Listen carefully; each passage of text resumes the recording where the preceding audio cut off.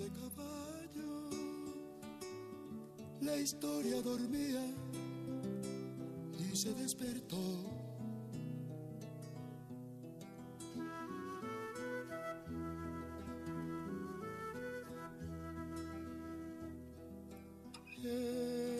Estirando los brazos, abrió su boca de siglos y nos preguntó.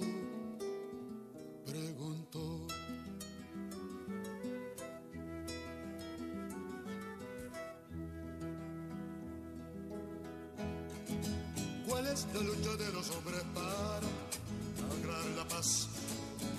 ¿Y cuál paz? Si quieren dejar al mundo como está, ayúdenla, ayúdenla, que sea humana la humanidad. Ayúdenla, ayúdenla, que sea humana la humanidad.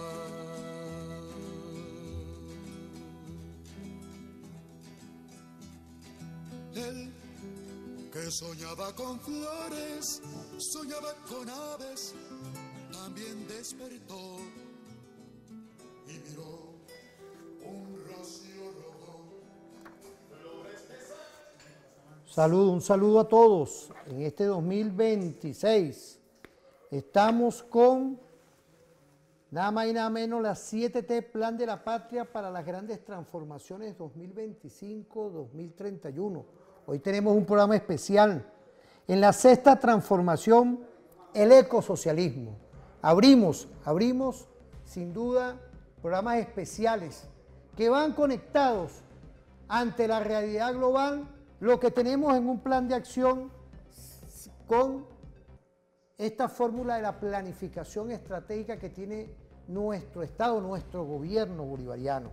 Hoy tenemos un invitado de lujo, al vicerrector académico de la Universidad Simón Bolívar, profesor Víctor Teotisco. Doctor, temas estratégicos hoy como el ecosocialismo, ¿vale? Aquí nos habla eje de líneas de alineación histórica, promover medidas, vamos a poner plano, oye, gracias, promover medidas urgentes en el ámbito jurídico, en la concientización y en las prácticas a todos los niveles y dimensiones para la protección de los ecosistemas hídricos y terrestres que permitan preservar la vida en el planeta y salvar la especie humana. Bienvenido, profesor. Bueno, gracias por tenerme aquí hoy. El tema del ecosocialismo y en general, acuérdate que son dos cosas, ¿no? O sea, por un lado la parte ecológica y la parte socialista. Entonces la parte ecológica habla de preservar el medio ambiente, preservar las especies, evitar que se dañe, y el socialismo es la inserción del ser humano, ¿okay?, dentro de un sistema de justicia social, dentro de ese ecosistema, ¿okay? Y luego tienes entonces la unión de los dos para, se crea un concepto nuevo, un concepto distinto, es como el desarrollo sustentable de la población venezolana tiene que ver con la preservación del ambiente y a su vez para la salvaguarda para las generaciones futuras. Es decir, tenemos un concepto que se está integrado, el hombre, la mujer, con lo que hablamos hoy, que es sin duda el ambiente. Y en el sentido que pasamos, digamos, de una concepción del hombre como dueño de la naturaleza y último depredador de la naturaleza, donde tú te dedicas, por ejemplo, a eliminar alimañas, como ya se le llamaba, ¿no? Entonces, eliminas el lobo, porque atacaba el ganado, te pones a cazar, estoy hablando de los países del norte, pero nosotros los países tropicales, empiezas a hacer la caza del tigre, la caza de cunaguaro, incluso la caza del oso frontino, porque de alguna manera son animales que se perciben como peligrosos. Esto es lo que nos permite a nosotros en este momento decir, ¿no? También es la concienciación y la educación y un cambio de mentalidad del ser humano, sobre todo a través de la infancia y de los adolescentes, hacia la consideración de la naturaleza como algo particular, como algo propio nuestro y no algo separado. Fíjate, todo esto va concatenado, ¿no? Con toda una historia que tenemos. Aquí yo estaba viendo taller de alto nivel del nuevo mapa estratégico 12 y 13 de noviembre del 2004, nuestro comandante Chávez. Después teníamos el plan de la patria, pero sin duda lo primero es el libro azul, es decir, toda una alineación que uno ve el socialismo, ve nuestro ambiente y ve el hombre y la mujer nueva. Es decir, redimensionamos en este 2026 con una visión de entender que tenemos toda una doctrina y son esos temas que hoy son estructurales. En el caso nuestro, hoy un programa especial con toda esta fórmula perfecta del ecosocialismo. Tú nos llevas al ecosistema. Ahí tenemos un video corto. Vamos a verlo. Hemos estado hablando del calentamiento global, pero este video es acerca del cambio climático. ¿Acaso no son lo mismo? No exactamente. El calentamiento global es el aumento de la temperatura promedio en la superficie de la Tierra debido al incremento en los niveles de gases del efecto invernadero. Cambio climático es mucho más complejo. Es un cambio en el clima que se da en toda la Tierra, pero en una región específica a largo plazo y que, según la evidencia, ya se ha dado anteriormente varias veces durante la historia de la Tierra. Solo en los últimos 650.000 años ha habido 7 ciclos de avance y retroceso en el congelamiento de los continentes. El fin de la última era de hielo fue hace casi 7.000 años. La mayoría de estos cambios que pasaron son atribuidos a muy pequeñas variaciones en la órbita de la Tierra y al cambio de la energía solar que nuestro planeta recibe. Pero el cambio que estamos experimentando ahora tiene una importancia particular porque está siendo producido por nosotros, los humanos, a un ritmo sin precedentes. Este gráfico del NOAA lo dice claramente. Desde hace miles de años, en realidad cientos de miles de años, como se aprecia aquí abajo, el nivel de dióxido de carbono nunca ha pasado esta línea. En el año 1950 estuvo aquí, y aquí es donde está ahora. Tal vez este sea el gráfico al que le debamos prestar más atención. Si las emisiones de dióxido de carbono no se detienen, no estaríamos hablando de una próxima era de hielo, sino tal vez de algo mucho peor, la extinción de la mayor parte de las especies en un planeta que huela enteramente a huevos podridos. El porqué de huevos podridos lo veremos más adelante. Ese sería claro el escenario en el peor de los casos. No hay que asustarse porque no sucedería en este. Fíjate, aquí nos habla estas 7 T del plan de la patria de las grandes transformaciones. Nos habla de la ofensiva civilizatoria contra la crisis climática. ¿Es pertinente esto hoy? Cuando hablamos de ofensiva civilizatoria, es lo que te habla, o sea, no solo la concientización, sino además el combate, contrarrestar los efectos dañinos que se vienen produciendo, ojo, desde el comienzo de la era industrial. Estamos hablando en 1800 claro. Y tanto, cuando empiezan las primeras fábricas en el Reino Unido, en Alemania, en Francia, en los mismos Estados Unidos, que se siente que por cierto funcionaba a punta de carbón. Y fue, digamos, hubo una transición en el siglo XX del uso del carbón al uso del petróleo. Pero mientras tanto el carbón producía una enorme cantidad. Pero en la etapa industrial. La etapa industrial, pero industrial pesada, una etapa donde incluso se veía como un signo de progreso que vieras esas fábricas echando humo. Y se empezaron a notar los efectos, por ejemplo las nieblas. Londres, que siempre ha tenido nieblas, las nieblas se empezaron a poner oscuras, empezó a haber lluvia de hollín, el viento lo llevaba hacia Estados Unidos, o sea, por el Pacífico, por el Atlántico, perdón, o los vientos lo llevaban por el resto de Europa y se formaban unas nubes que eventualmente caía incluso nieve negra. ¿Ven? Allí. Y eso ha venido sucediendo incluso durante el siglo XX, y cuando se empezó esta concientización de que digamos, estábamos haciendo una influencia dañina y además exponencial sobre el comportamiento del clima y sobre en general lo que llamaban la contaminación ambiental, porque no solamente se producía a nivel del aire, se producía también a nivel de las aguas. porque empezaron las compañías también a producir desechos químicos que incluso eran peligrosos, y los tiraban directamente a riachuelos y a los desagües sin mayor tratamiento, ¿no? Entonces, de nuevo, eso crea una serie de extinción de especies, de defectos en las poblaciones de animales, y también defectos y un total deterioro de la vida de los mismos seres humanos, porque también nosotros tenemos que vivir con la contaminación de las aguas, la contaminación del aire, la contaminación de la tierra por químicos, y eso degrada la vida, ¿no? Además de que justamente potencialmente generaba defectos genéticos, defectos de nacimiento, y requería que hubo esta toma de conciencia. Y al principio era más bien las empresas lo veían como un costo, incluso combatían lo que llamaban los ambientalistas, los que andaban luchando por reducir la contaminación, por introducir nueva legislación, etc.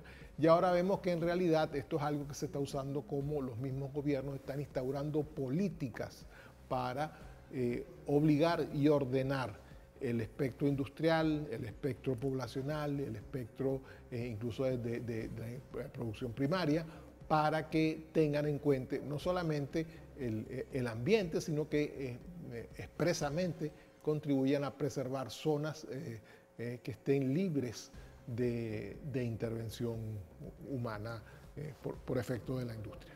Es decir, hoy vemos cómo hay todos los elementos de entender que tiene que existir un nuevo relacionamiento entre el hombre y la mujer.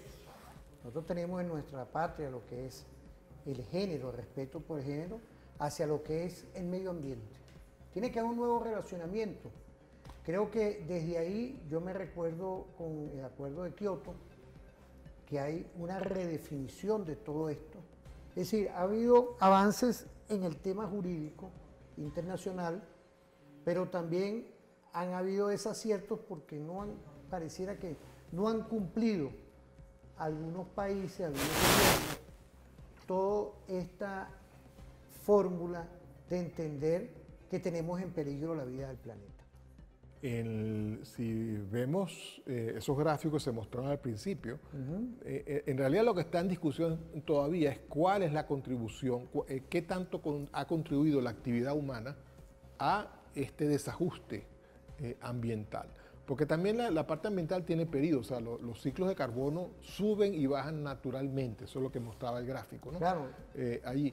Pero desde que empezó la industrial, la influencia humana empezó a agregar dióxido de carbono a la atmósfera, empezó a agregar ácido sulfúrico, incluso ya no, pero cuando empezaron los sistemas de refrigeración, que empezaron los fluoruros de carbono, que eran lo que se usaba, el gas que se usaba para refrigeración, y que creaba, cuando salía a la atmósfera, subía a la atmósfera y creaba, digamos, se ligaba al ozono y creaba entonces una reducción del ozono en la atmósfera, se formaban huecos donde entonces la capa de ozono tiene una función muy particular, que es proteger al planeta de los rayos ultravioleta que produce el sol todo el tiempo, ¿no?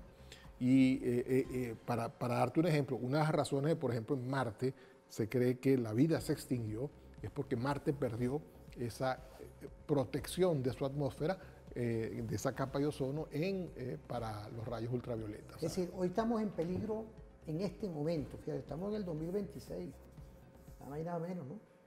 Tiempo hoy en un programa especial. Estamos en peligro si no se elabora toda una conciencia global, sí, de ir debilitando la capa de ozono. Porque en algunas partes ya los grados del sol se sienten, se notan. Ahí tenemos en otro segmento estos temas. Yo creo que más bien, si quiero decirte que la reducción del daño a la capa de ozono ha sido uno de los grandes triunfos en los últimos 20 años. Ha habido avance. Ha habido un avance porque justamente se formaba periódicamente un gran agujero en la Antártida donde prácticamente los rayos ultravioleta caían a pico. Afortunadamente en la Antártida no hay población humana, claro, ¿ven? Pero eso se ha logrado cerrar,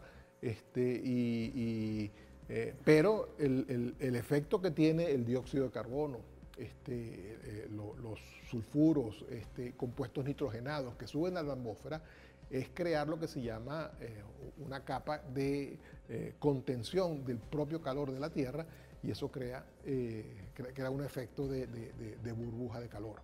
¿Bien? Entonces sube la temperatura del planeta. Y eso es lo que estamos hablando cuando hablamos del cambio climático. Estamos hablando de un calentamiento global que se produce en algunos sitios, ¿okay? Y que a diferencia de lo que la gente crea, no es que todo se pone caliente, se va poniendo caliente, no. Eso crea desajustes. Hay sitios que van a ser más calientes y hay sitios que van a ser, y vamos a pasar de estaciones donde se es más caliente a estaciones donde ahora hace más frío. Okay, o sea, el clima se vuelve bastante cambiante y bastante poco fluido, ¿no? O sea, hay cambios bruscos. Pero no es casual hoy, vemos con estos cambios de clima, de lluvia a calor, de calor a lluvia, de temporales, de todo un sinfín de cambios. Y es eso, es el cambio climático hoy. Yo no sé si tú querías redondear en este segmento un tema que es fundamental ante este cambio climático, con todo el concepto. Estamos hablando con el vicerrector académico de la Universidad Simón Bolívar, el doctor Víctor Teotisco, saludar a la Universidad Simón Bolívar, de todo lo que tiene que ver hoy, y al Instituto para el Estudio de América Latina, que pertenece a Glaxo también, a todos los miembros de lo que es esta fórmula de pensadores latinoamericanos y caribeños. Ver hoy en la investigación universitaria la pertinencia hoy de cómo tú abordas estos temas que para mí son de primera visión y para nuestra audiencia. Están en familia, los que están dentro de su cotidianidad. Lo que hoy requerimos tener una fórmula de comunicación que ante todos estos problemas globales, cómo se está abordando también y cómo han habido, como tú lo dices, avances significativos para lo que es la preservación de la vida en nuestro planeta. Fíjate, el rol de la universidad es porque la universidad, este asunto del clima es multidisciplinario y la universidad tiene justamente distintas disciplinas que atienden el tema. Claro. Puede ser por la parte de geofísica, por la parte de lo que se llamamos sensores remotos, para simplemente ver cuál es el estado del planeta. Porque algo que nosotros decimos siempre en teoría general del sistema, tú no puedes controlar lo que no conoces. Claro. Y para conocer algo tienes que monitorearlo. Entonces lo primero que se ha hecho es establecer estos sistemas de monitoreo de las condiciones del planeta. Monitoreo de la temperatura, monitoreo del flujo del agua, monitoreo de la tasa de lluvia, monitoreo de cómo están los patrones del viento, los patrones de las corrientes marinas. Por lo tanto, tú haces esa investigación. Pero luego está, ¿qué significa todo eso? O sea, tú tienes que darle un nivel superior. ¿Cómo eso está afectando a los cultivos? ¿Cómo está afectando a las mismas especies del planeta? ¿Cómo está afectando a las poblaciones? ¿Cómo afecta al desarrollo? Porque si el mar se calienta, por ejemplo, las especies, pues, un país depende de la pesca y Venezuela es un país que depende de la pesca, claro, pero los peces viven en un rango de temperatura. Si empieza a subir la temperatura del agua, los peces se van a otro sitio donde el agua esté más fría o más de acuerdo con su temperamento, y en ese momento tú acabas si los peces migran qué sé yo, a 1000 kilómetros del país, ya pierdes la flota pesquera y entonces afectas una industria y afectas a todas las personas que dependen de esa industria, afectas al Estado porque esa industria produce unos impuestos y ya no los vas a recibir, y además creas un problema de desempleo que el Estado tiene que atender. ¿Sí? Fíjate, todo esto es importante porque está simulando y juegos estratégicos. ¿Eh? ¿Por qué? Porque cuando uno da una apreciación oportuna es porque tenemos los valores, hay un proceso de investigación, hay un proceso de información que llega y se transforma en matrices del que dan resultados para que el decisor tenga en oportunidad y tiempo la toma de decisiones. ¿Ah? Siento, ¿verdad? Te agradezco toda esa visión de ese método que tú nos das, porque así es en el campo de la pesca, pero así también es en todos los campos, en el campo de la siembra, de todo. Lo que significa hoy un medio ambiente armónico con el espíritu nacional. Ahí, por ejemplo, ahora vamos a tierra. Hay cultivos que también requieren de una cierta periodicidad en la lluvia, de una cierta humedad y de un cierto rango de temperatura. Y si eso se ve afectado, entonces ya el cultivo no es viable o no rinde como debería rendir. ¿Bien? Pero también tiene efecto en la naturaleza, en la parte que no es industrial. Por ejemplo, si hay especies que empiezan a escasear porque se les afecta su ambiente, por ejemplo, los depredadores que dependen de esa especie, estoy hablando, por ejemplo, de un herbívoro o ratones o qué sé yo, empiezan a buscar otras presas. Y esas otras presas pueden ser algo que antes no comían o pueden empezar a atacar actividades humanas, gallineros, vacas, empieza ese tipo de actividad. Incluso y luego estamos con la parte de los vectores de enfermedad, porque esto hay que verlo en un punto sistémico. Claro, claro. ¿Okay? Si una especie tiene que salir de su nicho y sale hacia otro sitio, está llevando una serie de patógenos que antes no salían del entorno, pero que ahora se empiezan a difundir. Y entonces empezamos a tener gripe aviar que se confunde con gripe porcina, que crean mutando, crean nuevas cepas que empiezan a infectar, para la cual no tenemos defensa, ni nosotros ni los mismos animales, ¿no? Y empiezas a crear pandemias. Claro. O sea, ese es que todo esto va concatenado con lo importante que estamos trabajando, y por eso es que el referente informativo está dedicado a hacer estos programas especiales, porque es la vida, es las consecuencias y el decisor. Cuando ve, por ejemplo, yo cuando hago una opinión, tiene que tener un método, valor, después el valor, los valores, la información, pero también todo el método de evaluación para nosotros poder lograr tener a tiempo real y en oportunidad el decisor tenga con la toma de decisión cómo dirigir las políticas públicas. Por eso es que esto es importante. Vamos a ir a una pausa, Víctor.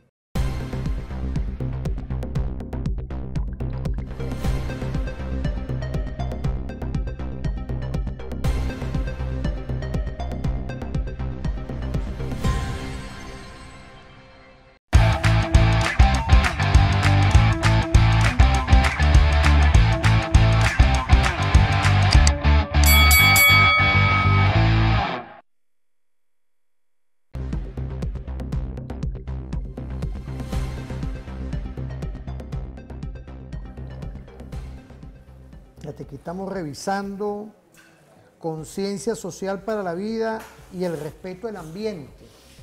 Eso va dentro de las 7 líneas, pero también hoy tenemos que tocar el tema científico, epistémico, de cómo hoy la valoración de las consecuencias de toda esta, pienso yo, vamos a hablarlo potablemente ante la audiencia, porque nos puedan estar viendo también nuestros y nuestros niños, niñas y adolescentes, ¿no? De cómo hoy la irracionalidad del hombre, de la mujer, de la industria, hoy hay consecuencias como es el calentamiento global. Yo creo que hoy aquí tenemos que ir también viendo las consecuencias, Víctor.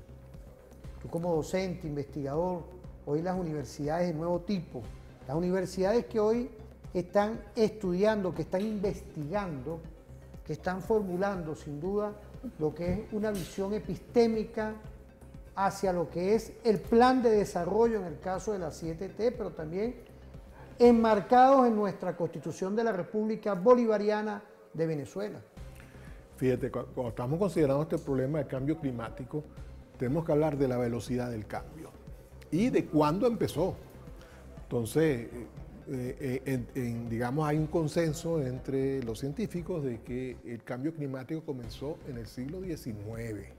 O sea, no comenzó en el siglo XX, no comenzó ahorita en los últimos 20 años. Todavía has dado ya una primera... Sí, y que ha venido, simplemente ha venido desarrollándose, y ahora simplemente es como si hubiera entrado en una especie de aceleración, pero una aceleración en base a las consecuencias de una producción industrial y de una, digamos, total dependencia de la generación de combustibles que están en el subsuelo. Y no quiero hablar de combustibles fósiles porque eso es un error.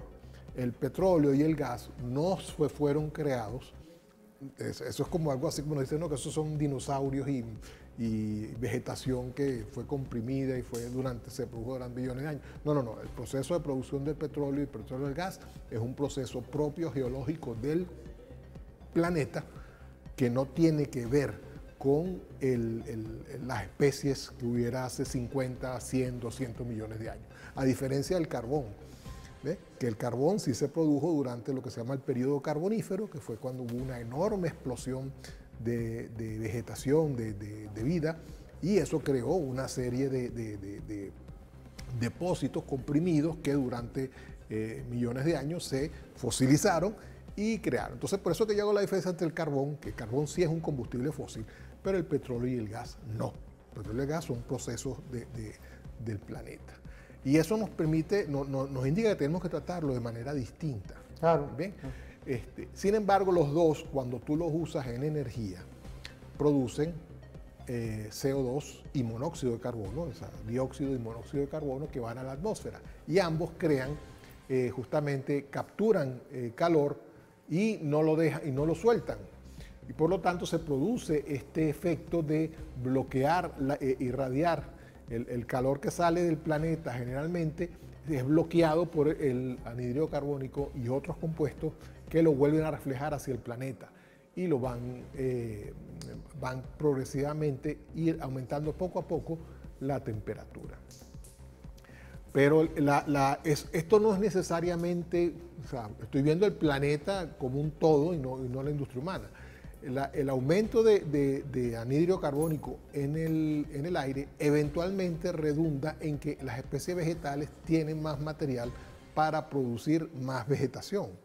¿Bien? Entonces hay como un aspecto autorregulador en el sentido que sí, y eso lo veíamos en los ciclos que veíamos del planeta, si por ejemplo se producía erupciones volcánicas que botan una enorme cantidad de anhídrido carbónico y de sulfuros a la atmósfera, eso sube la temperatura del planeta, pero eventualmente durante décadas o cientos de años la vegetación crece y vuelve a absorber ese exceso de anhídrido carbónico y se vuelve a la estabilidad, ¿no? Entonces por eso que veíamos esos patrones de que naturalmente sube así y después vuelve a caer naturalmente hacia los niveles que tenía antes, ¿no? Los mecanismos autorreguladores del planeta. La percepción es que con la explotación humana nosotros hemos no interrumpido, hemos cambiado ese proceso natural y le hemos inyectado una enorme cantidad de material que el planeta en este momento no puede manejar de forma natural. Y al no poder manejar se empiezan a producir este efecto de calentamiento que pasa de las marcas usualmente geológicas que se tenían hasta el momento y crea el problema de qué vamos a hacer con eso. Porque los países son afectados, sobre todo los países más afectados son como de costumbre los países que están subdesarrollados, porque están en las zonas tropicales, que es donde estos efectos del cambio climático van a ser más severos, porque se va a incrementar el número de huracanes o de tifones, se va a incrementar, las sequías en un lado se van a incrementar y en otro lado van a aumentar la frecuencia de las lluvias, ¿okay? Creando justamente desbarajustes, ¿okay? Y desequilibrios en los esquemas que esos países están acostumbrados Víctor, a usar. por ahí tenemos un material, ¿no? Yo creo que estos desequilibrios hoy, la Venezuela de hoy, una Venezuela que investiga, una Venezuela que tiene proyecto estratégico, constitucional, está enmarcado hacia ese nuevo paradigma que es la conservación y la vida del planeta. Vamos a ver tenemos ahí el video activo, vamos a verlo. Gracias. La Tierra está cada vez más caliente. Los expertos predicen que en los próximos 25 años la temperatura global se elevará 2 grados centígrados por encima de lo normal y nuestro planeta alcanzará un peligroso punto crítico que ocasionará desastres sin precedentes. Desde insoportables olas de calor e incendios forestales incontrolables hasta inundaciones extremas y tormentas implacables. Desde terremotos catastróficos y erupciones volcánicas devastadoras, hasta enfermedades mortales, hambruna y la furia de los mares crecidos. Los científicos advierten que la humanidad estará en peligro una vez que alcancemos los 2 grados. El número mágico es 2 grados centígrados. Ahí perderemos el control. Así es como luce el futuro. Si no es el infierno, tendrá una temperatura similar. Y cambiará la naturaleza de la existencia humana en este planeta para siempre.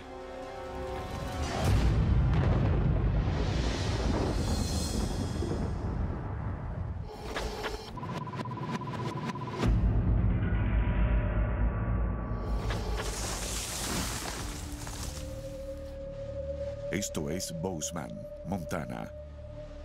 Dentro de 100 años, en 2117, el planeta que ha sustentado la vida humana por cientos de miles de años está ahora desatando todo su poder para arrasar con ella. Para las 12.000 almas que habitan Bozeman, cada día es una batalla por sobrevivir. Una batalla guiada por el desespero de saber que, de una población estadounidense que una vez alcanzó los 320 millones, ellos son los únicos que quedan.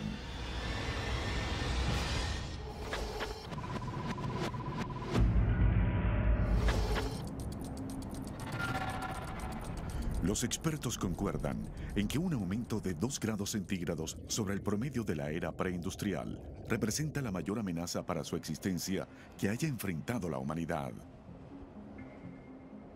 Cuando hablamos de un mundo que está en promedio 2 grados centígrados más caliente que antes de que comenzáramos a quemar combustibles fósiles, hablamos de cambios significativos en el clima de la Tierra. En realidad, se trata de un mundo totalmente diferente. Y ya estamos a medio camino.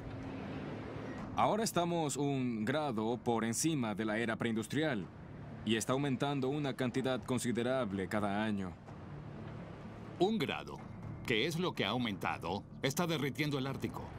Es una de las estructuras físicas más grandes de la Tierra y ya comenzó a desintegrarse. No es una buena señal. Los científicos advierten que ya está afectando las vidas de millones en toda la nación. Sobre todo en los bosques del oeste estadounidense, donde enormes incendios destruyen más y más territorio cada año. El oeste de Estados Unidos ha experimentado un importante incremento en incendios forestales. En las últimas décadas, el área forestal que se quema en un año determinado es casi 9 veces mayor de lo que era hace 3 décadas. Esto representa un aumento gigantesco en el área forestal que perdemos cada año a causa de incendios. A medida que los climas de verano e invierno se hacen más calientes y secos, los incendios forestales se tornan más frecuentes y poderosos que nunca. Si elevas la temperatura y reduces la lluvia, la amenaza de incendios forestales será mayor y, por supuesto, estos se mantendrán por más tiempo. Estas son las 2 cosas que más preocupan a las personas hoy en día. Fíjate, uno cuando ve toda esta referencia, que es importantísimo, ¿no, Víctor? Cuando uno ve toda esta referencia, ve las grandes consecuencias que hoy tiene la globalidad. Y es el ambiente que está rebelde, pienso yo, está rebelde en todo esto que está ocurriendo con el cambio climático. Hay consecuencias de actividad humana. Claro. Que... Tú has explicado esto y quiero, discúlpame que te interrumpa, tú has explicado esto y por eso es que el referente es diferente, ¿no? El tema histórico, el tema de cómo ha evolucionado toda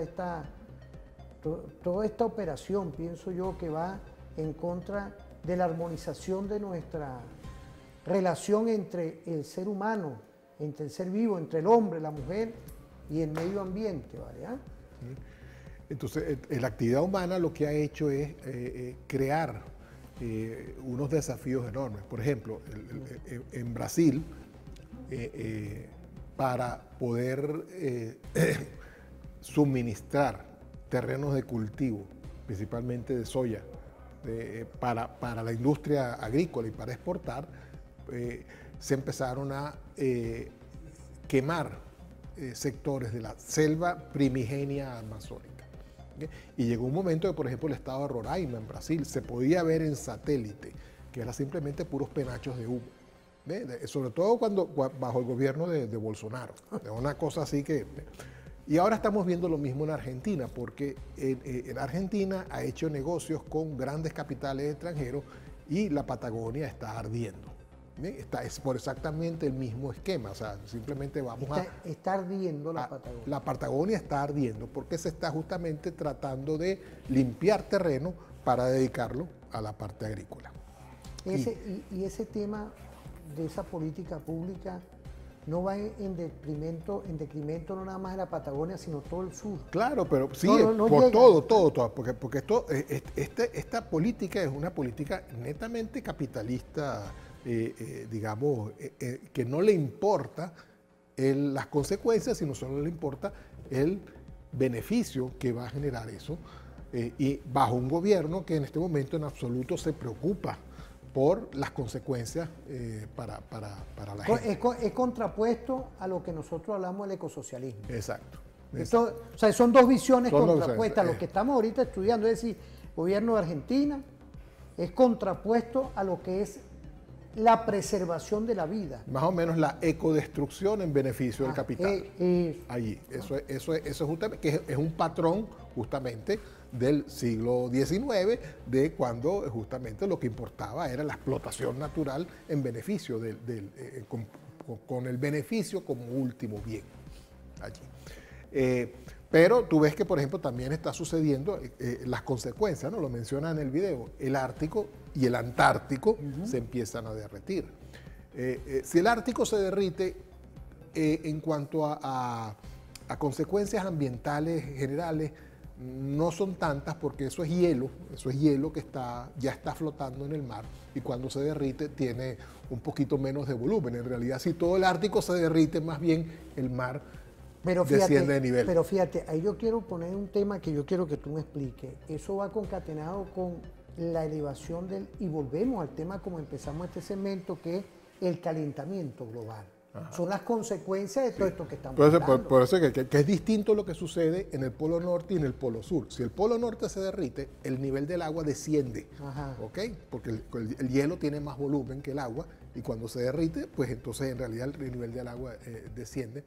Pero eso abre una cantidad de rutas marítimas que antes no existían. Claro. Y al abrirse una ruta marítima en el Ártico que antes no existía, empieza la competencia de las naciones que están alrededor para, por un lado, usar la ruta para envío de mercancía, y por otro lado se despeja un área para la explotación marina que antes no existía. Esa explotación marina puede ser tanto de especies como de minerales. Y ahí puede que haya petróleo, haya ahora, cobalto. fíjate, hay un tema que yo quería que tú también nos dieras, porque nosotros hicimos en el 2025, a principios del 2025, y quiero agradecerle a Wilder, al profesor Wilder Vargas y Omar, daron un mensaje ahorita, de lo que es el tema de cómo se tiene que filtrar. Yo lo pongo en este término para que tú nos lo expliques. El tema de nuestros minerales, el tema del petróleo, el tema del gas. Hay hoy elementos científicos para nosotros filtrar los posibles gases que desprenden esos minerales. Digamos, por un lado hay una política que contraponiendo lo que vimos en el video. La COP es que las naciones industrializadas, después de que usaron todos estos combustibles para crear esta contaminación, no quieren pagar la cuenta. ¿Okay? Entonces quieren que los otros países paguen la cuenta. Ahí en la COP30, que fue en el mes de noviembre o diciembre del 2025, este es un programa actualizado, un programa especial que tiene que ver con el ecosocialismo, con la Constitución, con todo un plan de acción nuestro. Nos habla también de todos estos temas. En la COP se quedó lo que era la reinversión ante todo este daño global que hay. Entonces, pero la reinversión no puede ser. Venezuela, que es un país petrolero, no se nos puede imponer a nosotros que dejemos de producir petróleo. Claro. Porque justamente nos están poniendo un impedimento económico que no van a tener los demás países. Claro. Entonces, lo que tiene que hacer Venezuela es justamente en la otra alternativa que se propone en la COP, que es la confiscación de carbono, ¿ok? El secuestro de carbono de nuevo dentro del país. ¿Cómo se secuestra el carbono? Bueno, manteniendo las áreas verdes, sobre todo áreas intactas del Amazonas, y crear nuevos parques, crear especies ambientales, tratar de la desertificación que se ha producido en algunos sitios, revertirla para sembrar especies que puedan capturar carbono.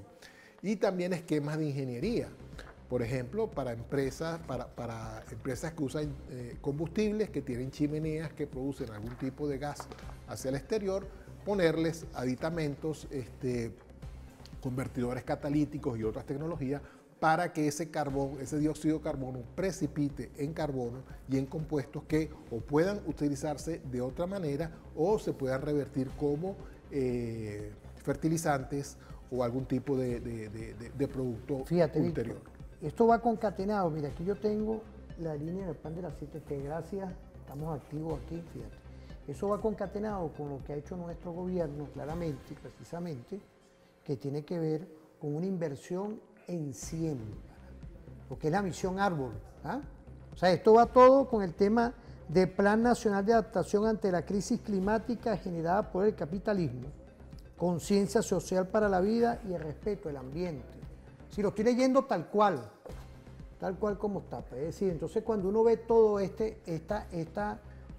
fórmula de política, aquí vemos hoy cómo tenemos dentro de la Venezuela de hoy todo un plan de reforestación, de inclusión, es decir, estamos adaptándonos a los nuevos retos que nos impone la COP que culminó. Y estábamos hablando en ese momento también en el 2025 de 200 años, el decreto de Chuquisaca.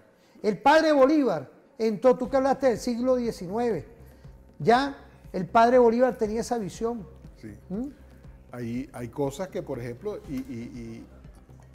hay decisiones que se toman que a veces crean nuevas complicaciones en la parte climática. Y por ejemplo, me refiero de nuevo al cultivo de la soya. ¿Okay? ¿Qué es lo que pasa? La palma aceitera. Y la palma aceitera. Ahí está otro, pues. Fíjate que yo tengo mi opinión. La palma aceitera, lamentablemente, el tipo de aceite que produce, un aceite que es saturado. Fíjate, aquí nosotros no tenemos ni teleprompter, ni libreto, ni nada. Entonces, estamos hablando con estudios. ¿Qué es lo que pasa? Hay que someterla a un proceso de deshidrogenación para que sea un aceite más saludable. Porque si lo comercializas tal como está, bueno, es un aceite que, digamos, no es, sus propiedades de salud no son tan buenas, no son como el aceite de maíz, o no es como el aceite de ajonjolí, o el aceite de oliva. O sea, es un aceite que en realidad sus propiedades alimenticias no son tan buenas. Pero me refería al aceite de la soya, que también produce un aceite, que también es un aceite que se usa, es un aceite bastante bueno para la salud, dentro de todo. Pero la soya es como alimento de ganado, es la manera más rápida de engordar. ¿Bien? ¿Qué es lo que pasa? Tienes un problema, porque al incrementar tú el ganado, ese alimento, cuando tú alimentas al ganado con granos, el ganado produce gas metano, obviamente, cuando termina de procesar la comida. Y el principal contaminante en este momento del aire, después del CO2, es el gas metano emitido por fuentes animales. ¿Bien?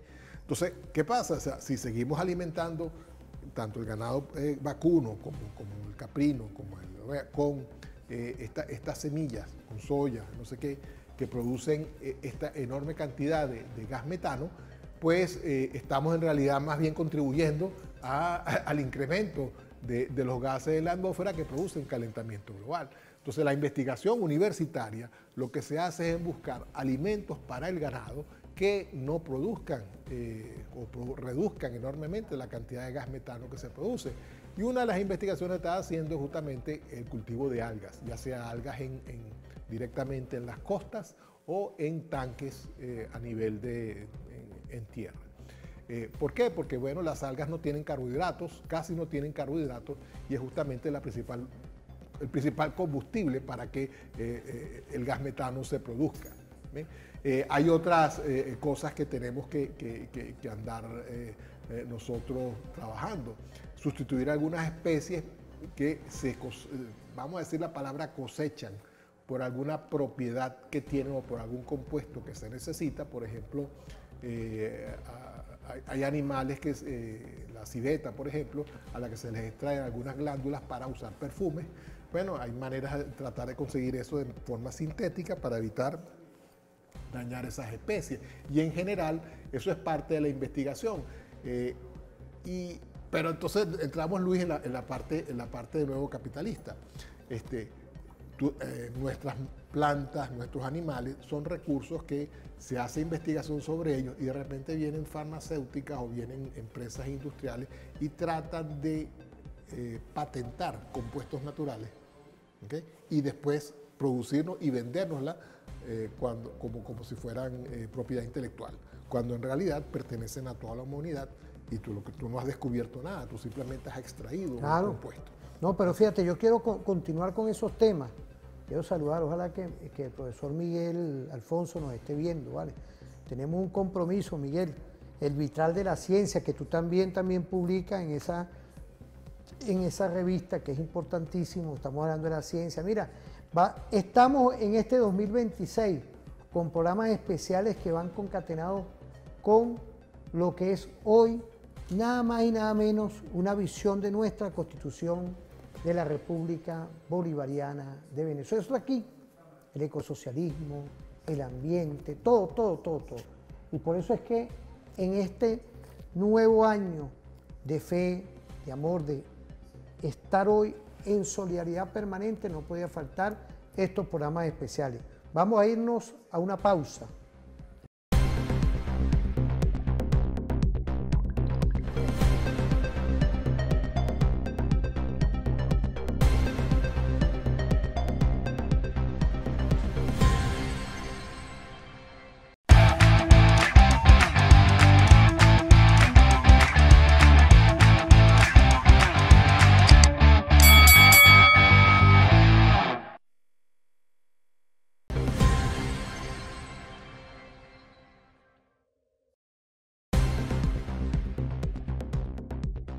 Volvemos, estamos activos en un programa especial, ecosocialismo, calentamiento global.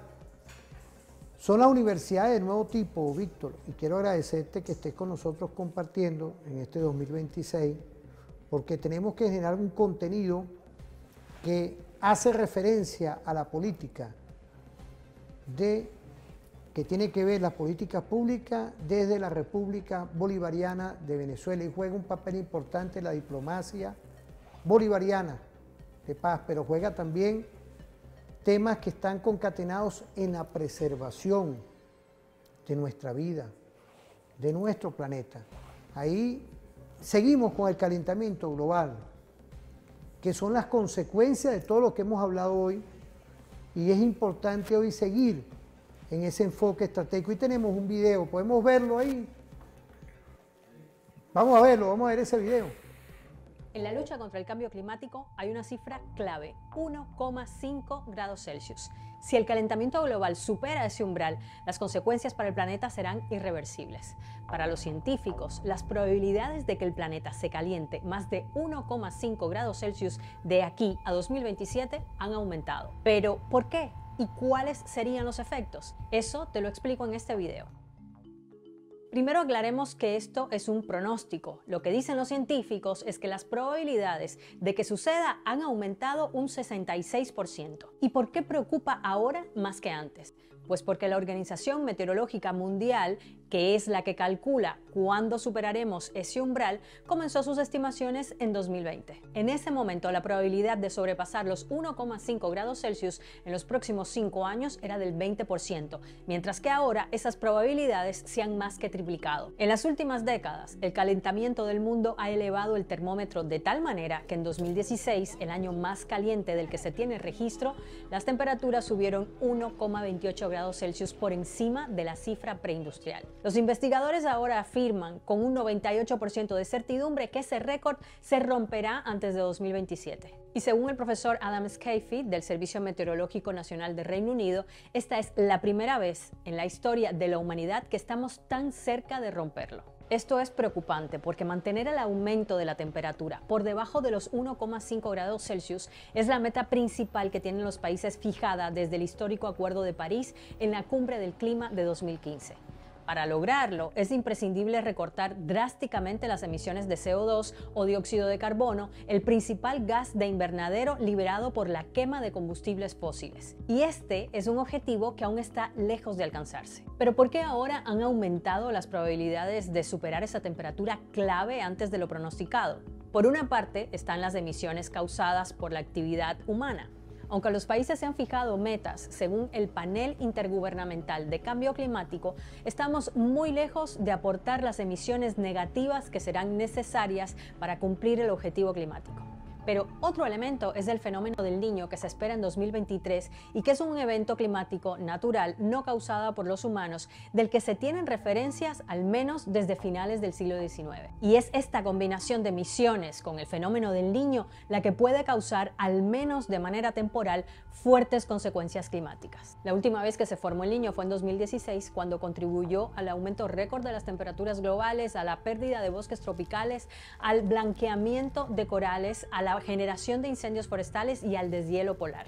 Y ahora los científicos creen que volverá a ocurrir y que también está asociado a eventos meteorológicos extremos, porque el Niño lo que hace es cambiar el clima y hacer que, por ejemplo, en regiones secas llueva o en regiones húmedas haya sequía. Pero ¿cómo se explica este fenómeno? El Niño es básicamente un cambio en la fuerza y dirección de los vientos alisios que soplan de este a oeste en el Océano Pacífico, que hace que el agua cálida que se encuentra en la parte occidental del Océano Pacífico se mueva hacia la región central y este del Pacífico.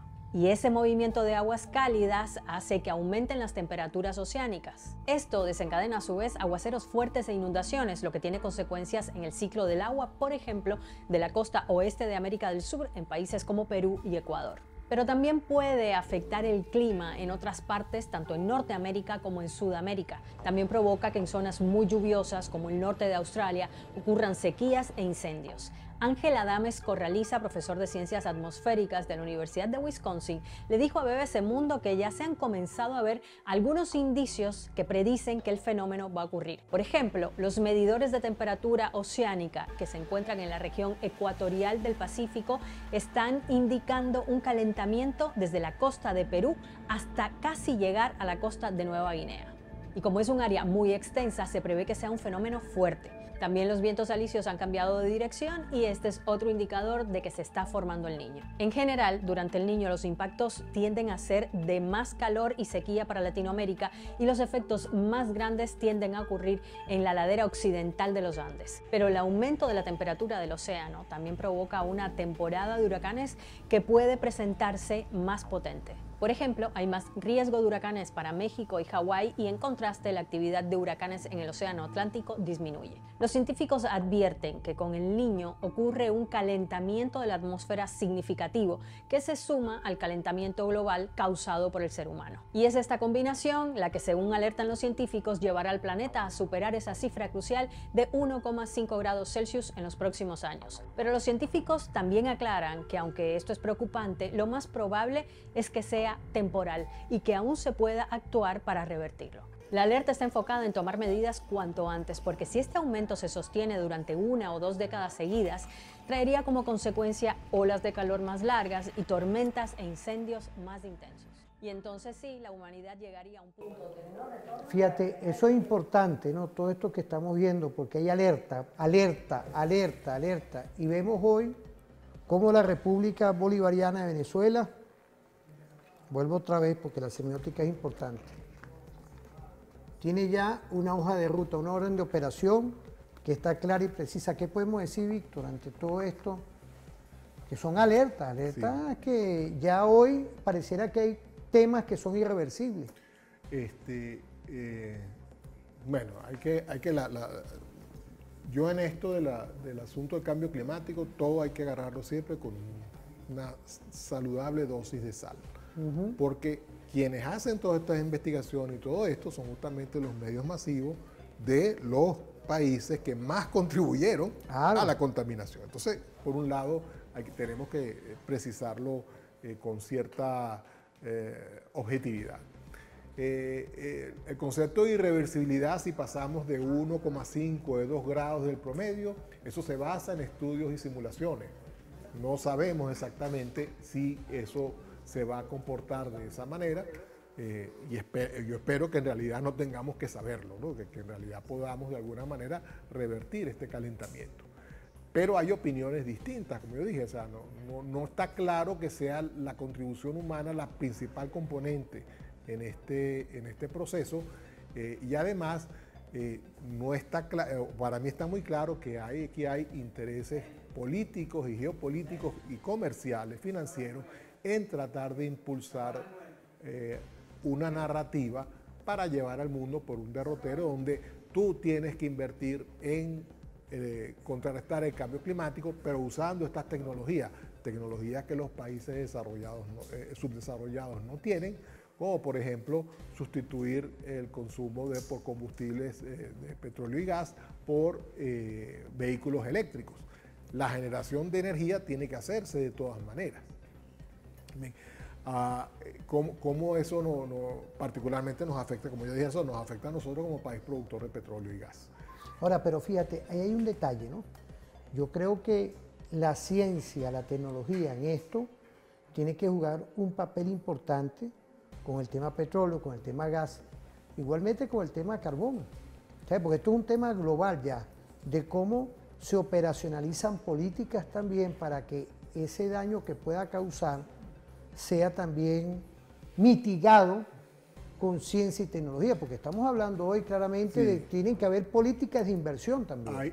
Fíjate, hay un esfuerzo. Dentro de este plan hay toda una visión. En invertir hacia generación por energías alternativas, generación de energías de fuente alternativa. Por ejemplo, celdas solares. Las celdas solares, sin embargo, no tienen la eficiencia necesaria. De hecho, el costo de producir una celda solar y el costo de disponer de ella, porque es algo muy contaminante, cuando ya no tiene utilidad, es mayor a toda la energía que va a producir en su ciclo de vida útil.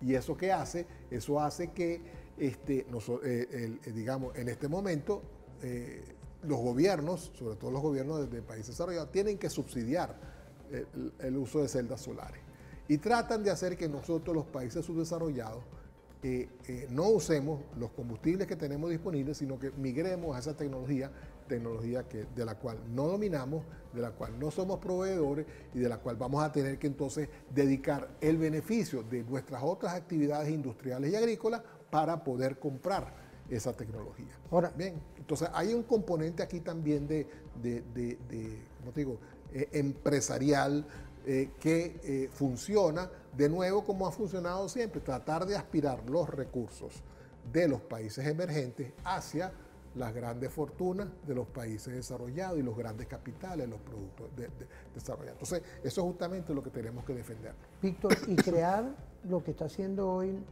nuestro gobierno, y todo tiene que ver en la Constitución, como es esas grandes políticas para empezar a multiplicar lo que es la política verde, pues los parques, lo que es también igualmente lo que es la creación de grandes reforestaciones.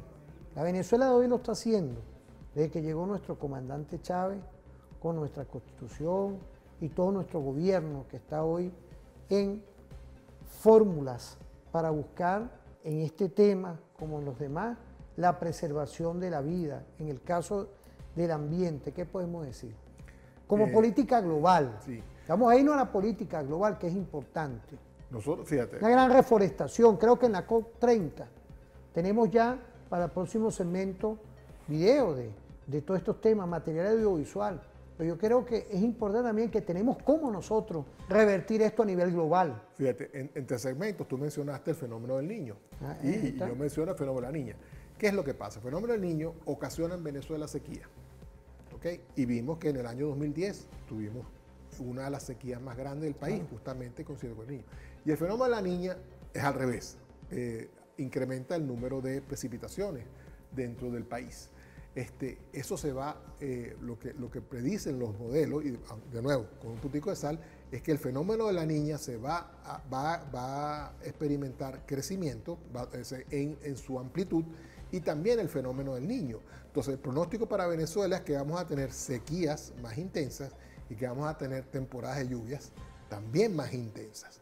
Y eso lo estamos viendo porque significa que entonces vamos a estar pasando de sequías a inundaciones. Sí. Y eso va a crear problemas dentro del el entorno del país. La inestabilidad climática. Entonces nosotros tenemos que trabajar, esta idea, tú dices, ¿qué tenemos que hacer? Mira, ver cómo podemos, por un lado, cuando sea la temporada de lluvias, ver cómo podemos represar agua, cómo podemos disminuir su velocidad, y eso lo hacemos mediante la creación de ecosistemas que permitan absorber el agua de lluvia. Está bien, ¿okay? Más reciclado.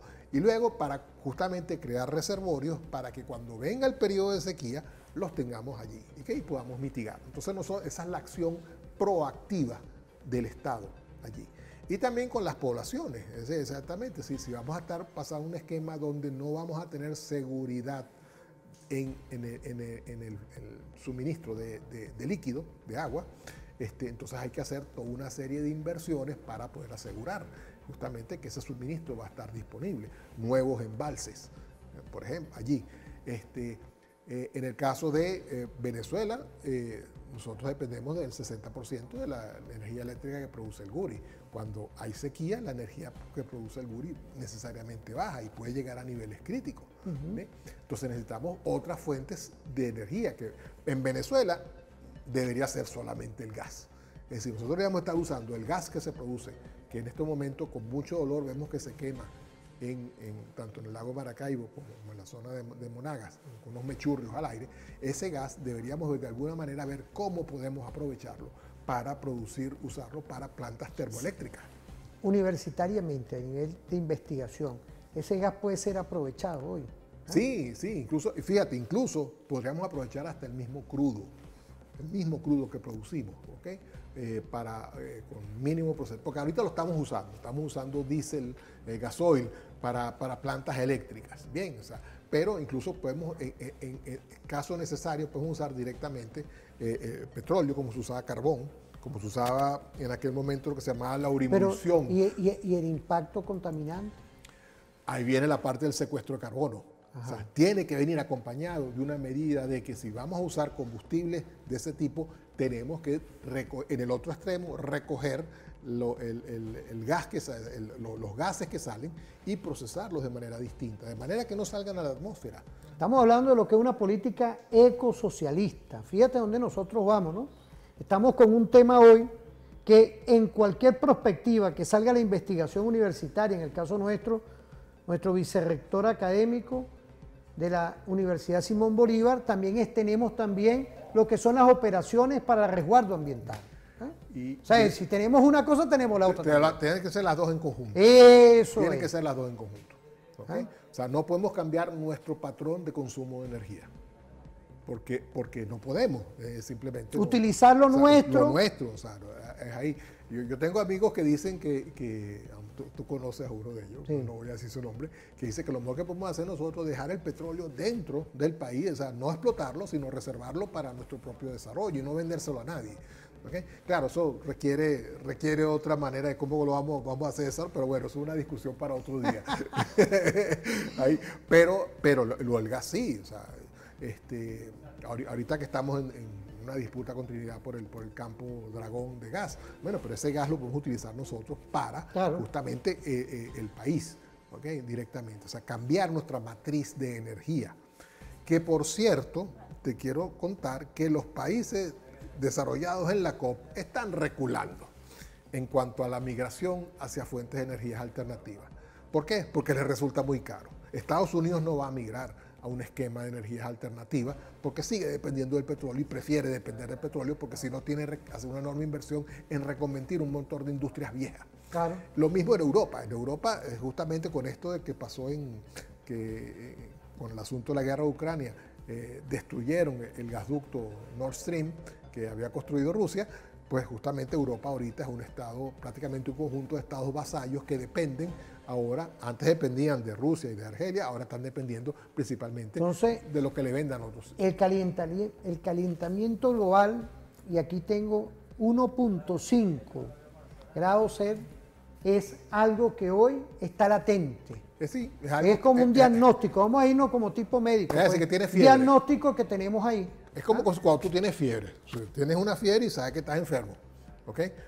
Que la fiebre sea mortal o que remita, eso depende del tipo de tratamiento, del tipo de... O sea, digamos, entonces es una comparación biológica. No, claro. Pero por ahí es el punto. O sea, en este momento, como nunca lo hemos sufrido, estamos inventando, creando modelos en base al conocimiento que tenemos, y eso nos apunta en una dirección. Pero eso no quiere decir que los datos que tenemos son datos completos o que los modelos que estamos usando son 100%, son predictivos al 100%. No, en la ciencia todo es cambiante. Todo esto, y todo esto, ellos hablan de probabilidades. Probabilidades, eso de probabilidades. Volvemos a los valores, volvemos a la simulación y los juegos estratégicos. Incluso, mira, todo es cambiante. incluso tú tienes que cuestionar que esos valores de probabilidad sean ciertos. Claro. Bien, si aquí hablan de los 60% que vamos a pasar a un punto de no retorno. No, yo discuto esas cifras simplemente porque están basadas en modelos que sabemos que están incompletos. Sí, el método científico hoy es adaptarse a la realidad de hoy. Lo que hoy ahorita ocurre puede cambiar en circunstancia, en tiempo y en horas. Y yo pongo, la diferencia es que hablamos de riesgo para la humanidad, pero riesgo para el planeta no hay. O sea, no hay riesgo para el planeta, porque el planeta, digamos, tiene un sistema de balance dinámico entre especies. Nosotros creemos que porque nos afecta a nosotros va a afectar. Pero es para la vida del planeta. ¿Sí? Claro, sí, pero la vida se adapta. O sea, es un principio biológico. La vida se adapta. No, está bien. Entonces, no es lo mismo decir, no, el planeta no se va a incendiar. Simplemente va a haber sitios donde hay alta temperatura y entonces lo que va a pasar es que algunas especies se adaptarán, otras migrarán hacia otros ecosistemas. ¿Bien? Nosotros como seres humanos, fíjate, ¿cómo hacemos nosotros en Venezuela en los sitios que son calientes? ¿Okay? Creamos toda una industria de aire acondicionado. Y entonces resulta que, por ejemplo, en Puerto Ordaz o en Maracaibo hace más frío que en Caracas, relativamente hablando, porque justamente entra en todos los espacios internos donde tú entras. La estabilidad. Hay aire acondicionado, tú sales afuera, está caliente, pero en promedio, digamos, podemos así, hablando estadísticamente, en promedio está a una temperatura normal, lo cual no es cierto. Y eso sucede, uno se adapta. Entonces la idea de nosotros es usar tecnología para adaptar. Y hay un punto importante porque hay soluciones de ingeniería que se están planteando, soluciones macro, soluciones, digamos, a un nivel planetario que requieren una intervención enorme. Por ejemplo, cuando una de las cosas que causaron el efecto invernadero era no solamente los fluorocarbonos, sino también el ácido sulfúrico que se emitía. O sea, se emitían sulfuros, en la atmósfera se convertía en ácido sulfúrico, y eso caía y creaba lo que se llamaba la lluvia ácida. Y eso creaba un problema de contaminación. Pero el ácido sulfúrico, cuando está en la atmósfera, actúa de espejo. Es decir, los rayos solares se reflejan contra las moléculas de ácido sulfúrico y se reflejan hacia afuera. Claro. Entonces, si tú tienes una película de ácido sulfúrico, más bien actúa como escudo contra los rayos solares. Entonces hay una propuesta de ingeniería que es más bien incrementar la cantidad de ácido sulfúrico en la atmósfera para crear ese escudo, que con que tú bajes la temperatura, con ese escudo reduzca algo así como 1% la radiación solar que entra a la Tierra. Eso hace que la temperatura en un lapso de 20 años baje. De nuevo, en base a modelos y simulaciones. Bueno, pone nuestro método científico. Son soluciones intervencionistas al máximo en esa parte.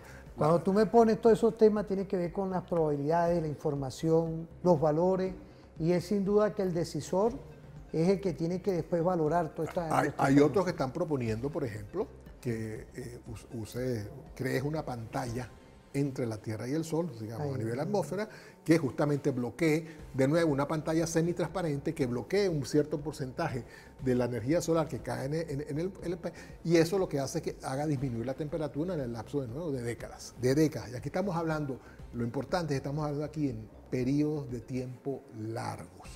¿Okay? Y entonces tenés el problema con los gobiernos. Ningún gobierno quiere invertir en un asunto en el cual no van a haber réditos. O sea, si yo soy un gobierno y tengo un periodo de 4 o 6 años, yo no voy a hacer un gran gasto por una cosa que no voy a ver. O sea, es una cuestión de mezquindad de los políticos a nivel mundial. Entonces requiere más bien un consorcio, tanto de científicos como de instituciones de los países que tengan esta visión a futuro, de pensar, mira, esto no es una cosa para dentro de 5 años, es una cosa para los próximos 50 años. Claro, y bueno, así programa países como China, que son países y gobiernos que van formulando una política a largo plazo, pero también mediando para que se consolide a largo plazo. Vamos a ir a una pausa.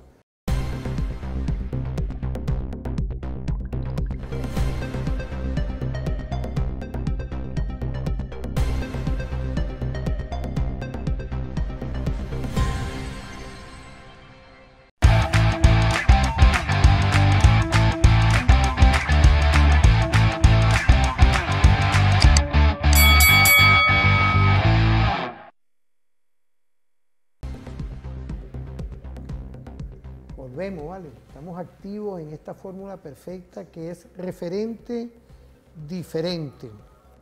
Ecosocialismo, programa especial, y vamos a empezar en esta temporada del que referente está en profundidad conociendo, disertando, investigando en lo que es el tema global, en lo que son esas nuevas invenciones que hoy se requiere, Víctor. Quiero agradecerle de verdad a toda la comunidad universitaria de la Simón Bolívar. Uno como universitario que estudia temas, ya que me alegra estar con nuestro doctor, nuestro vicerrector, que investiga, que le da una visión epistémica. Por ahí tenemos, Víctor, un video, vamos a ponerlo en plano general, por favor. Ahí tenemos un video de lo que es la COP. Creo que debemos de tener aquí, porque yo como no tengo aquí nosotros no tenemos ni libreto ni nada, por ahí me mandaron el mensaje ahorita. Creo que debe estar la ministra de Ambiente, creo que se llama así, allá en la República de Brasilia, lo que fue la COP30. Vamos a ver ese video. Señora ministra, el mundo tiene los ojos puestos en Brasil, no solo porque el país desempeña un papel clave en la lucha contra la crisis climática, sino también porque será el anfitrión de la COP30, la Conferencia de las Naciones Unidas sobre el Clima, que se celebrará en Belém, en plena Amazonía. En su opinión, ¿cuál será el mayor reto de Brasil como líder de las negociaciones? Acostumbro a decir que uno de los mayores desafíos que tenemos por delante, y esto no afecta solo a Brasil, aunque desempeñamos un papel protagonista en este proceso, es una tarea compartida por 196 países. La COP30 debería convertirse en un nuevo hito. En los últimos 33 años hemos debatido numerosas normas y marcos de acción. 10 años después del Acuerdo de París, todo está dicho. Ahora es momento de pasar a la implementación. En la última COP29 se estableció que hay que destinar 1,3 billones de dólares anuales para apoyar a los países en desarrollo en sus procesos de transición.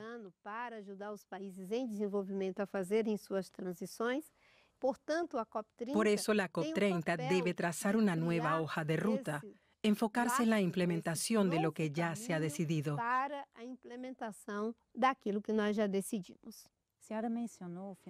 Ha mencionado la financiación, que siempre fue elemento de discordia entre los países industrializados del norte global y los países del sur global. La eterna pregunta es, ¿quién pagará?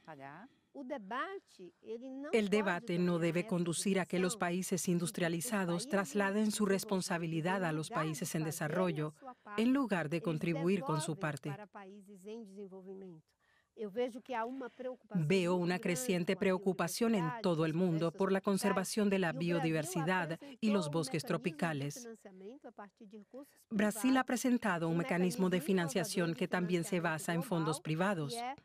Se trata de un innovador mecanismo global denominado Tropical Forest Forever Facility, que permite movilizar fondos privados tanto de países industrializados como en países en desarrollo. Estos fondos se pagarían por cada hectárea de bosque protegido, ya sea en Brasil, el Congo, Indonesia, Malasia o cualquier otro lugar donde aún existan bosques. Y también se destinarían a la reforestación y la protección de las comunidades locales. Brasil se ha fijado metas nacionales ambiciosas: 0 deforestación para 2030 y una reducción importante de emisiones para 2035.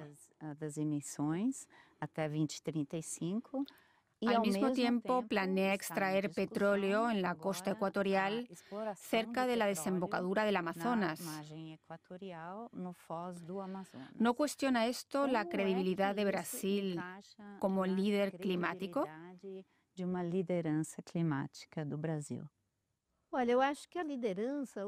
Creo que hoy en día el liderazgo no debe verse de forma aislada. Hay que tener en cuenta el contexto global. Hay que reducir emisiones en todo el mundo, tanto los productores como los consumidores de energías fósiles.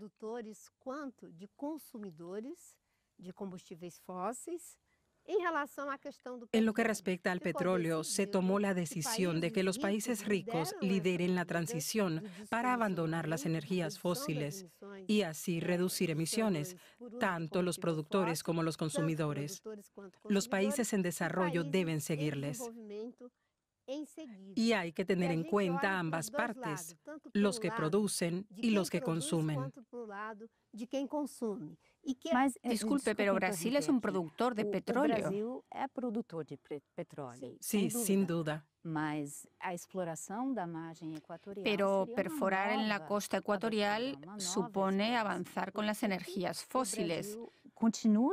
¿Por qué apuesta Brasil por un camino de retroceso y por las energías que no son limpias?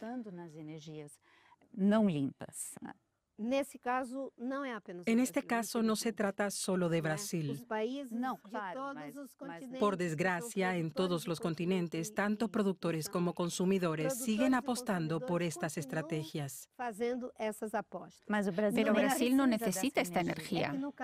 De hecho, Brasil tiene esa ventaja a nivel nacional. El 90% de nuestra matriz eléctrica es limpia y el 45% de la matriz energética total. Pero estas contradicciones se dan tanto en los países industrializados como en los países en desarrollo. Necesitamos urgentemente una especie de hoja de ruta global para abandonar las energías fósiles. Brasil está incluso dispuesto a ayudar a los países que no tienen las mismas ventajas que nosotros.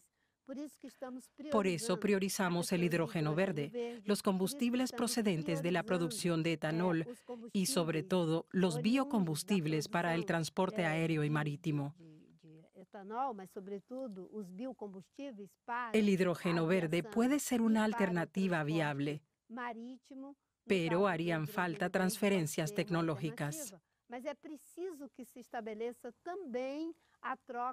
Hay que abrir nuevos mercados para que los países en desarrollo no solo asuman obligaciones, sino que también tengan oportunidades para crear empleo, generar ingresos y combatir la pobreza.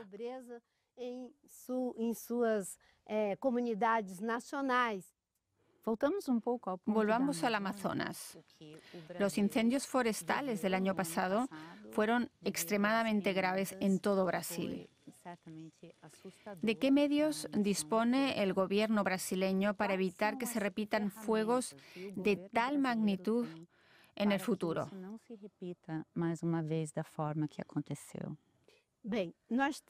Bueno, hay dos formas de deforestación. Una de ellas es la tala, es decir, la eliminación completa del bosque. La tala está retrocediendo. Durante los 2 primeros años del mandato del presidente Lula, logramos reducir la deforestación en un 46% mediante controles más estrictos e incentivos económicos. Por otro lado, debido al avance del cambio climático, somos testigos de incendios forestales devastadores, no solo en Brasil, sino también en Canadá, Chile, Portugal, Estados Unidos y varias regiones de Brasil. Y en Brasil no solo afectó a la Amazonía. Sí, afectó a todo el país, a diferentes biomas como el Cerrado y el Pantanal. Estos incendios fueron terribles. La superficie forestal perdida por los incendios fue mayor que la que perdimos por la deforestación. Esto nunca había pasado. Nos estamos preparando para este reto cada vez mayor. No es fácil.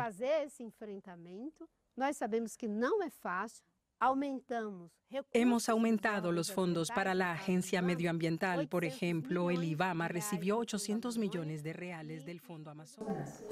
Fíjate, oye, me agarraron aquí ya, porque estábamos compartiendo cómo la COP30 da una delineación, Víctor, como si tú hubiéramos preparado este programa en función de estos materiales que nos llegan en el momento de parte del equipo de producción, el profesor Omar Ruiz y el profesor Wilder Vargas, profesor en Trabajo Social y el doctor, de todo esto que estamos conversando, porque es un programa especial que va hoy hacia lo que es el respeto, a lo que es el equilibrio de la vida en nuestro planeta. ¿Qué podemos decir todo esto cuando uno ve la ministra de Ambiente allá de Brasil?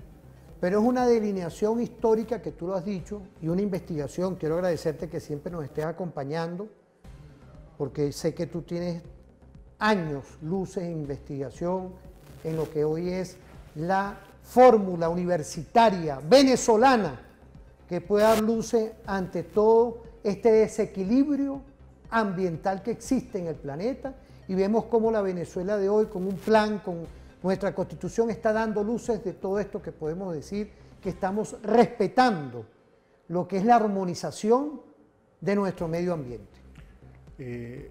Todo el planeta le reconoce a Brasil liderazgo en esta área, porque esto comenzó en los años 70, o sea, 80, cuando Brasil que no tenía petróleo, que digamos tenía proyectos, hubo un proceso de construcción de hidroeléctricas que fue bastante polémico, porque se construían plantas hidroeléctricas en terreno virgen donde se afectaban las poblaciones aborígenes.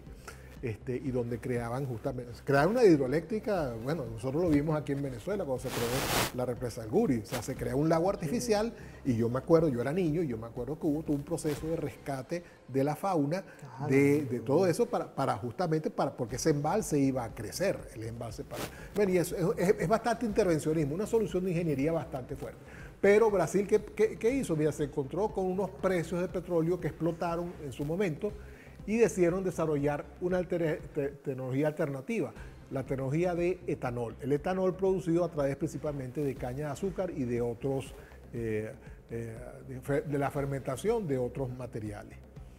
Y eso ocasionó un cambio en la industria brasilera. ¿Por qué? Porque hubo que cambiar los tipos de motores para que funcionaran con una mezcla de etanol y gasolina, ¿bien? Y eso bajaba la factura. Okay, pero a su vez bajaba también los gases contaminantes de la gasolina, que producía, en ese momento incluso tenía el tetraetilo de plomo, o sea que producía contaminación en la atmósfera de un compuesto bastante dañino, pero con el etanol se bajó a producir solamente anhídrido carbónico allí. Luego este proceso de Brasil siguió, bien, digamos toda una matriz industrial. Y ahora estamos en las afirmaciones de la ministra, que el 80% de la energía de Brasil viene de energías limpias, es decir, hidroeléctrica y productos de biodiesel y productos de, fermentación de caña de azúcar. ¿Bien? Aquí. Y bien, hay cosas que debemos también nosotros ver cómo podemos aplicar los mismos principios en Venezuela, y en realidad recomendar a todo el mundo ese principio. O sea, está bien el uso de combustibles fósiles, en el sentido de, o combustibles así, para nuestro país, porque es lo que tenemos. Lo que tenemos que hacer es mitigarlo. ¿Bien? Otros países llegan a una matriz energética distinta porque tienen que adecuarse al consumo.